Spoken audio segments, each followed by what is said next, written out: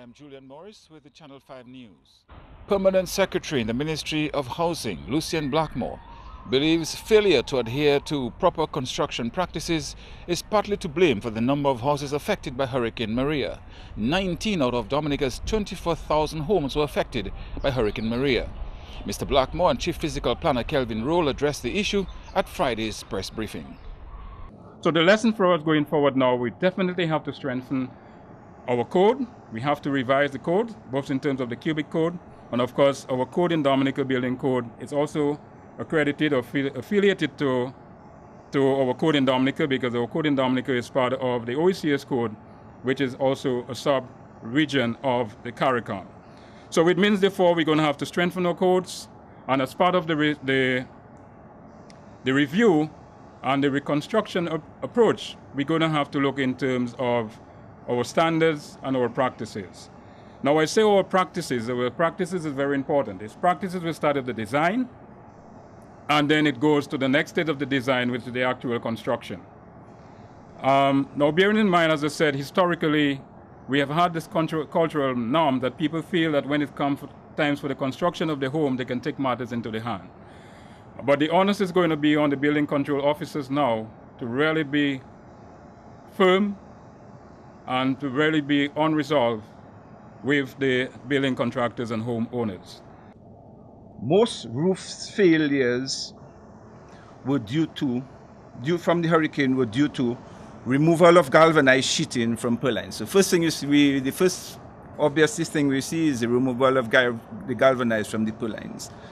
Then we see the removal of galvanized sheetings with purlines. So the galvanized sheetings and the purlines all went off together. This was most common. Then we have the removal of the galvanized sheetings with purlines, rafters, and the entire wall plate. The rafters is basically the framing, what makes the framing of the building. Sometimes you will find that the whole roof has gone with the wall plate, rafters, everything has gone. So we think that the failures were due to poor construction practices. Most of the applications which come into the physical planning division have all the details for proper construction practices, spacings, everything that is required to provide safe homes and strong homes. So the failures may be due, like we say, to poor construction practices. Galvanized sheetings were attached to purlines with nails instead of using screws. Purlines were attached to rafters with nails instead of being screwed down. Hurricane clips or ties were not used to secure purlines to rafters. So each purline should have a hurricane clip or tie. Hurricane ties were not used on rafters. A lot of the buildings contractors did not put the hurricane ties. Anchor bolt spacing on wall plates were too far apart. This is in the case where the whole roof was lifted off, the anchor bolt spacings were too far apart. And there were many cases where the right galvanized sheetings were not used. We recommend that the 24 gauge galvanized sheeting should be used instead of 26. So if you use the right galvanized sheeting, then there's also situations, although that may be debatable, where we have a minimum roof slope of 25 degrees. Some people might have put a more shallower roof slope. So the way forward to increase resilience to buildings, we think we need to increase the galvanized sheeting gauge. The persons who are reconstructing right now should use the proper galvanized sheeting gauge, which is the 24 gauge galvanized sheeting. Screws should be used in attaching galvanized sheeting to purlines, and the correct lengths of screws, don't shorten the lengths of the screws because it's going to cost a little bit more. A little bit more just doesn't help you today. The size of the purlines we think should be increased to possibly 2x4 or 3x4 instead of 2x3. And I've been informed that sometimes purlines are almost, we might use not even proper material for purlines because it's, this is just the way it's been done. Purlines should be screwed onto the rafters, and then they should also be using purline ties to tie the purline onto the rafters. You want everything very secure. The size of the rafters we think should be increased from 2x6 to 3x6. The architects and the engineers further will advise on that. The code has a specification for all those things. The table B3 of the building guidelines also gives the information of sizes and spacing of rafters to wall plates, etc. So I think most draftsmen and architects do follow the code. We think that most of the mistakes are made during construction. Up next, another body found in the village of Point Michel. Andrea Louis speaks with the chairperson of the village council.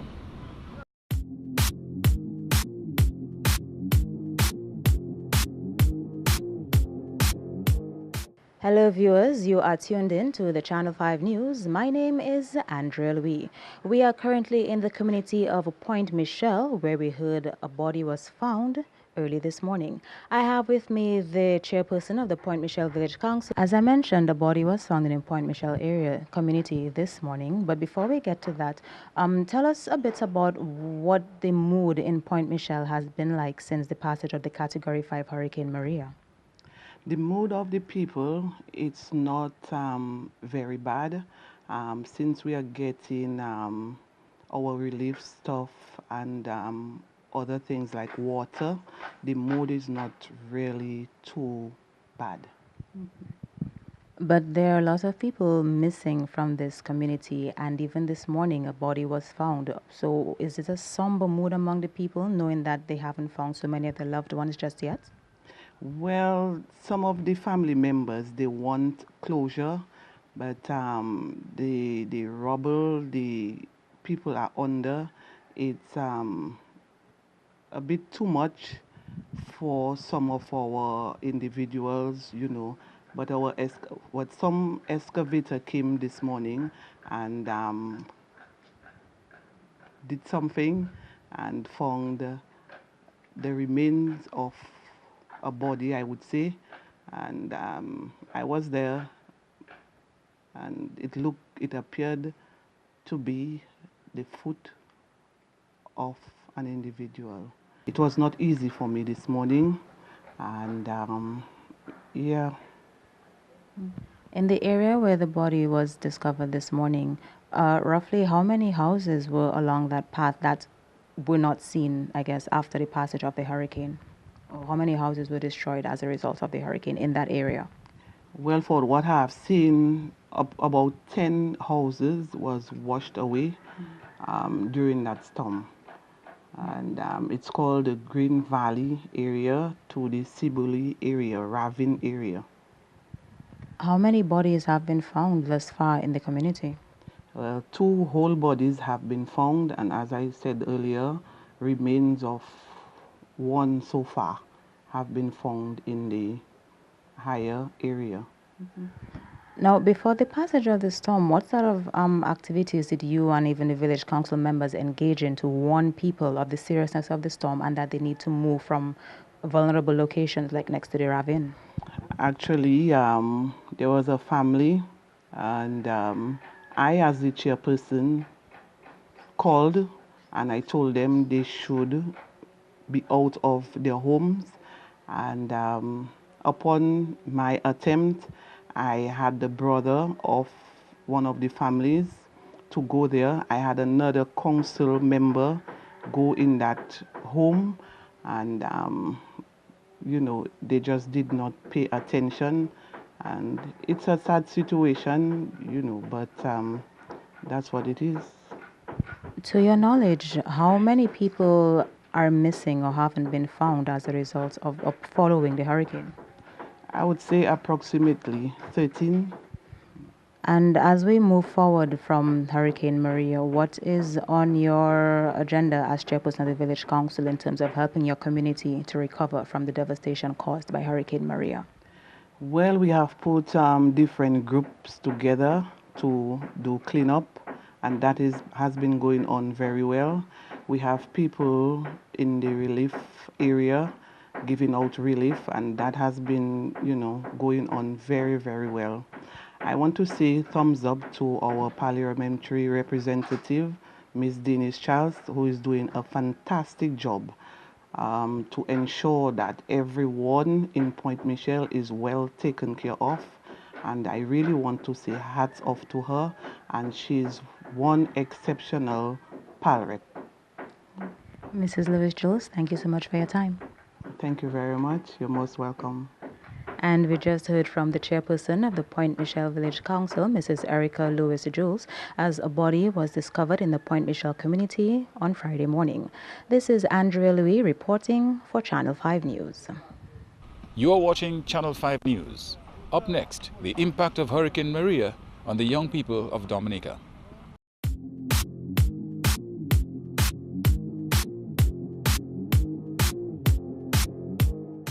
Today we focus on the youth, and of course we have the communications officer for the National Youth Council of Dominica, Paul Barron, talking with us today on the effect that Hurricane Maria has had on Dominican youth and the way forward. Of course, we know that school was one of the things that was a major concern for the youth. Just bring us up to date on what's the plan moving forward. Okay, just let me begin by really extending sympathies on behalf of the National Youth Council of Dominica to young persons throughout the island who have lost family and loved ones, and that our prayers and concerns are with them. As you rightly said, from where the perspective of the National Youth Council is concerned and Dominica's youth, you would expect that a number of young persons were affected throughout the island. The almost instant result of Hurricane Maria would have meant that the schools were closed and that young persons were not at school. From where I sit and what I have been involved in over the last couple of weeks, I know that from the perspective of the Ministry of Education, they have been moving forward in terms of reopening schools, and that there are students in schools, in certain selected schools throughout the island. Of course, the challenge is that some of the schools are now shelters. So it would mean the priority is to get these students out, get these families out of the schools, and then the students can return. So that is really where we are with that as far as education is concerned. We want to extend solidarity to the presidents and the youth group membership throughout the island, that the council stands with them in solidarity, and we want to ensure them that as soon as things normalize, that is communications, vehicle access, and as long as the resources are available to us, we will begin to go into those communities and start to reestablish, especially the district youth councils.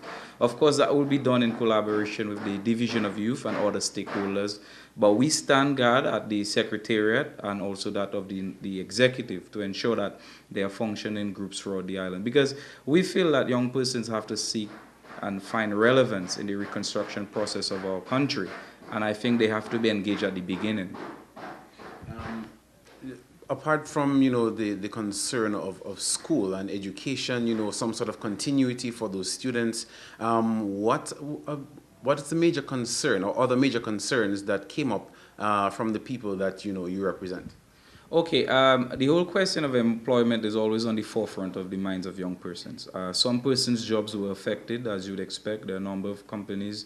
The private sector was dealt a serious blow, and as such, a number of jobs have been lost. So now we have to seek to come to find a place whereby they can have a steady stream of income. You would expect that the reconstruction process would be a mammoth effort, whether it be national or from the international community. So young persons will need to be engaged at that point in terms of the reconstruction. We have, of course, prioritized a few areas. We expect that young persons will be engaged in terms of food security, because agriculture will be almost the first major sector to enable a steady stream of income for young persons. And we want to ensure and continue, rather, because the National Youth Council over the course of the last 4 years have been going out to the schools throughout the islands and youth groups, embarking on sustainable education, a sustainable education program, which involves climate change, which involves the protection of the environment, and also food security. So we have to kind of find areas whereby we can, again, find relevance. So these are some of the sectors, or the areas rather, that we expect young persons to be directly involved in to ensure that they're part of the reconstruction process of Dominica. Again, we really want to spread a message of hope, to our young persons throughout the island. I mean, even I as an individual have been affected, and and that of being young. I know it would have had that sort of impact, even a psychological one, a social one. It is not a life as we normally knew. As an ordinary day, you'd get up, get going, and get out. So things are different. So we want to ensure that young persons recognize that Dominica still holds potential for growth, and that there's still much that we can achieve as a country, and that there is a significant role that they can play. Our parents once told us of Hurricane David. We can now speak of Hurricane Maria, and that will forever remain with us. So we want to ensure that in rebuilding Dominica and making it stronger, we also have to make it more resilient, because the blatant truth is that young persons are the one who will inherit this country. Thank you, Paul. Of course, the Dominican youth are not spared from the effects of Hurricane Maria. Kenny Williams reporting for Channel 5 News.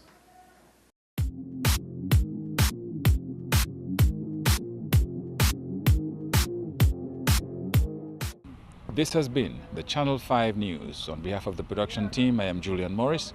Thank you for watching. Have a great weekend.